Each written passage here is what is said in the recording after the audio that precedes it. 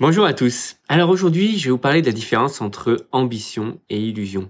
C'est une quote que je tiens de Elora, le fondateur celui qui a écrit le bouquin The Miracle Morning. Et cette quote, elle dit qu'il y a une ligne extrêmement fine entre ambition et illusion, et qu'il la croise et qu'il la traverse très fréquemment. Et c'est exactement vrai. Je me retrouve beaucoup dans cette quote. Et en fait, alors, vous avez peut-être déjà entendu mon histoire, mais en 2012, j'ai monté ma première startup. Et aujourd'hui, je peux dire qu'à l'époque, j'étais clairement dans un mode illusion.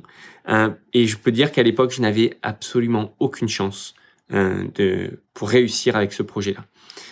Pour de multiples raisons. Et je pense que la principale raison, c'est que ça faisait 10 ans que j'étais dans des boîtes corporate. J'étais très bon à ce que je faisais. Hein. J'avais managé des ingénieurs, etc. Mais je n'avais aucune idée de ce que c'était de monter une startup. J'avais aucune idée de comment le faire et de comment bien le faire, surtout pour avoir des chances de réussite. Et il y avait beaucoup de compétences dont je n'avais absolument pas conscience et qui étaient nécessaires pour réaliser ce type de projet. Donc depuis, évidemment, ça fait 8 ans que je travaille avec que des startups, donc j'ai eu le temps d'apprendre sur le terrain. Et je me suis rendu compte, on apprend à se connaître aussi, que j'étais vraiment le type de personne en mode moonshot, en mode je vise la lune et puis au pire des cas, j'atterrirai dans les étoiles.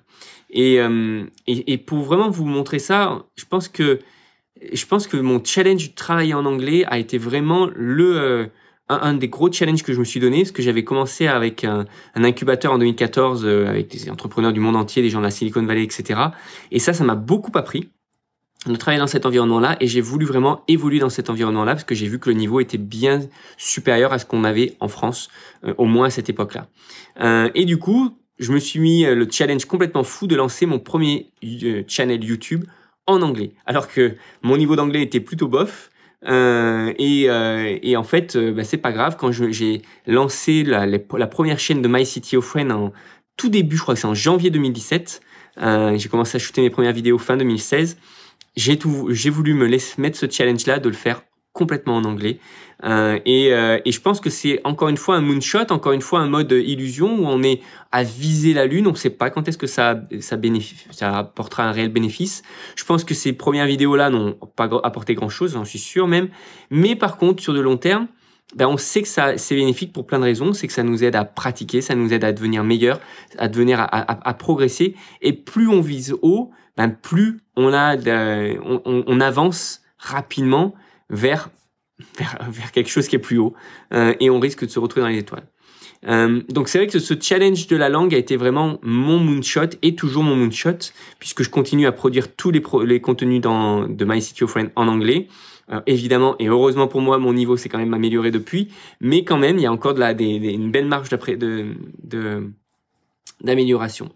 Donc voilà, c'était un point que j'avais envie de partager avec vous, essayer de trouver comment finalement vous pouvez faire la part des choses entre ce qui est illusion et ambition et travailler sur les deux.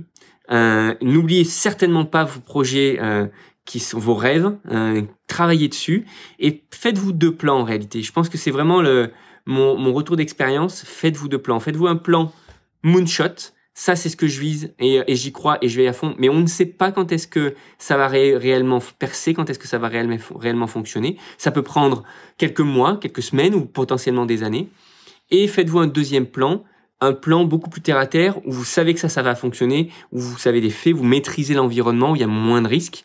Et c'est typiquement ce que j'ai pas fait au tout début. Alors, c'est vrai que c'est sympa de me communiquer en anglais. Les Français apprécient dans le monde entrepreneurial, apprécient les gens qui communiquent en anglais. Ça met un certain niveau, un certain standing.